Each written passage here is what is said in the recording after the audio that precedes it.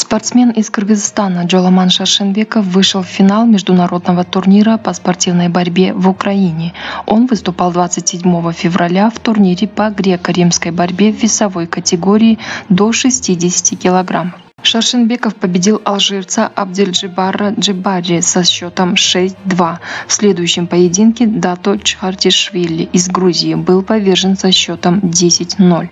В четвертьфинале Шаршенбеков со счетом 5-0 победил чемпиона Европы и мира Иво Ангелов из Болгарии. В полуфинальной встрече украинец Виктор Петрик сумел навязать борьбу, но все же проиграл досрочно 4-12.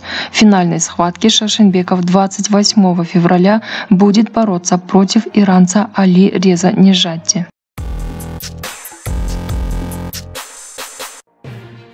Также кыргызстанский спортсмен Узур Джузубеков стал победителем международного турнира в Украине. Он выступал в турнире по греко-римской борьбе в весовой категории до 97 килограммов, одержал 3 победы подряд и вышел в финал. В финальной схватке его соперником должен был стать Георгий Мелия из Грузии. Представитель Грузии вышел на ковер, но от борьбы отказался. Джузубеков получил золото без борьбы.